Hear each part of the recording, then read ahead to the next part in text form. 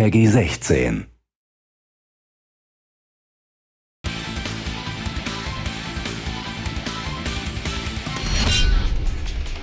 Combat in The Last Remnant is rich and rewarding and will put your tactical decision-making to the test.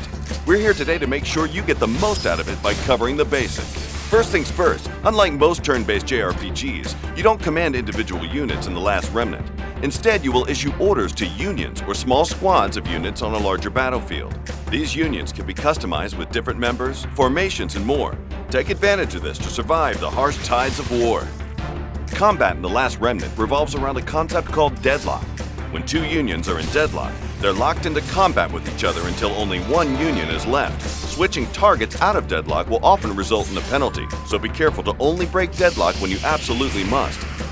If another enemy union attacks you while you're in deadlock, this results in a flank attack and you'll suffer extra damage. Now we'll explain the general flow of combat by looking at an actual battle. Pay attention to the battle map here in the top right. This will show you the locations of both friendly and enemy unions on the battlefield. You'll want to position yourself to both obliterate the enemy and to avoid surprises and counterattacks. Also pay attention to the bar at the top of the screen. This is the morale bar and it's extremely important. Basically, the more blue on the bar, the more damage you deal and the less damage you receive. Just don't let it get low or it'll be the other way around. Morale raises and lowers depending on the performances of both sides in a battle.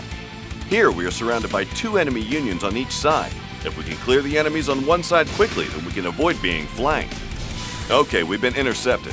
An interception occurs when an enemy union interrupts us on our way to attack another union, forcing us into deadlock. Notice the hit to our morale when this happens. Now these button prompts are what's called a critical trigger. Press the button on time to deal more damage and increase your morale. One union down, 3 more to go. Looks like we got an interference, which is the same as an interception, but when the player interrupts the enemy instead. Let's show them who's boss here. Now look at our morale increase. Good thing we cleared deadlock so fast, as those unions in the back have made their way around and would have flanked us, but now we're ready for them. Looks like all unions are in deadlock. Remember, switching targets while in deadlock will open you up to a punishing attack from the enemy. Now let's finish what we started. Oops, looks like we missed a critical trigger. If you're having trouble with the timing, you can set them to automatically trigger at any time.